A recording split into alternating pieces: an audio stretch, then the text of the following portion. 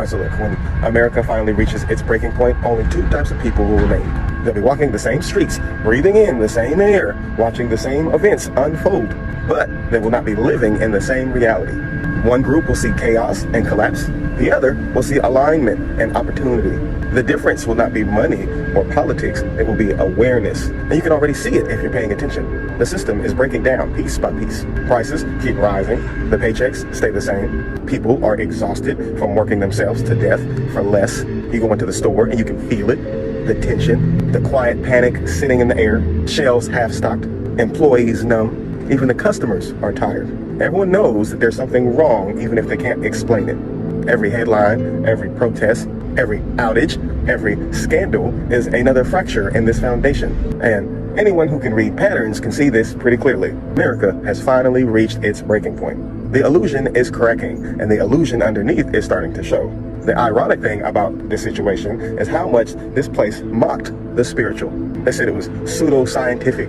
They said it was delusion. But it's ironic that the people who are tapped in, the spiritual people, the neurodivergent people, are the ones who recognize these patterns and convergences first.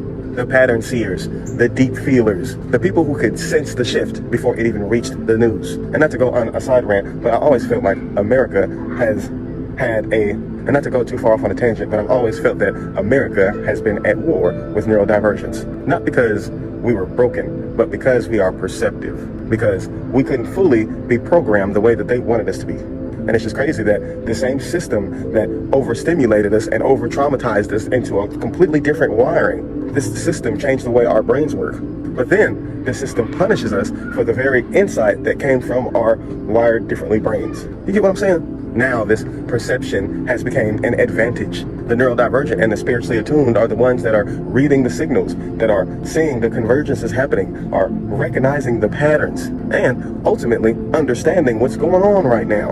Understanding that the matrix is collapsing in real time from the inside out. And when this collapse reaches its peak, the contrast will be undeniable. On one side, you have people who trusted this government, this system completely. The banks, the government, the corporate gods. And when these things fail, they'll have nothing left. Fear will eat the people over here alive. They'll have no choice but to run on instinct. They'll be desperate for direction. And then, on the other side, you have another group of people who've already made peace with the collapse. This group of people have realized long ago that reality starts in the mind. These people over here practice stillness and the noise. These people over here practice building peace when there was chaos. And when this world goes dark, the people over here will still have light. You see, those people who are aligned will look supernatural.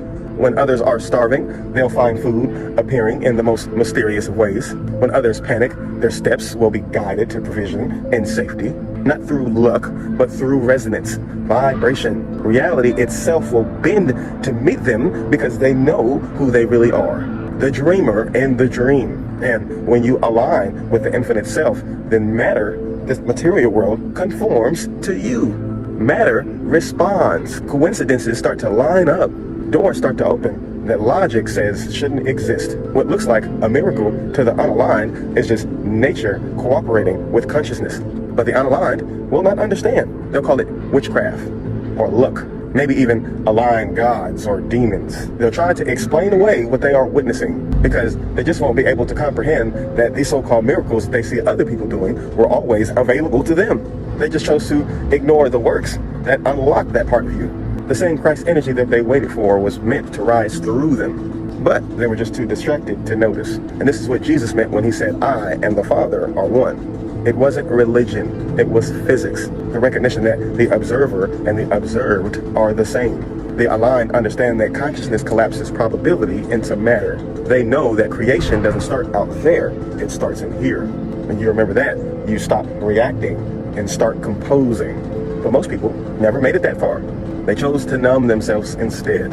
They spent years doom scrolling through the outrage and nonsense, waking up to their phones before they even greeted their own minds. They worshiped celebrity drama, they fought strangers over politics, they cheered for sports teams that were owned by billionaires who never cared if they got their next meal or not.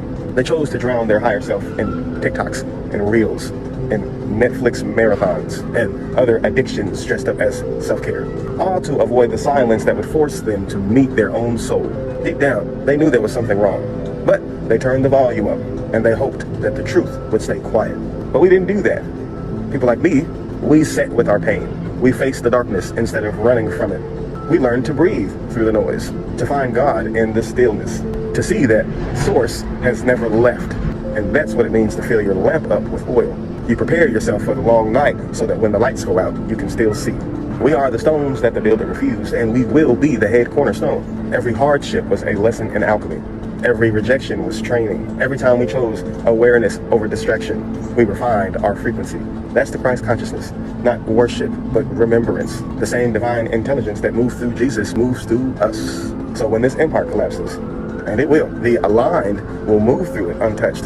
They'll walk through the chaos like choreography. Synchronicities will guide their steps. Food will come when it's needed. Shelter will appear when it's time. Connections will manifest out of thin air, not because they prayed for miracles, but because they became the miracle. They stopped waiting for heaven to arrive and started building it here and now. Meanwhile, those who mock the truth will see what judgment really is. It isn't lightning from the sky, it's reflection. They'll manifest the very prisons that they built in their mind. Their fear will become reality. Their disbelief will become their punishment. And somebody tried to warn them. Somebody tried to wake them up. But instead, they laughed. They scrolled. They kept sleeping.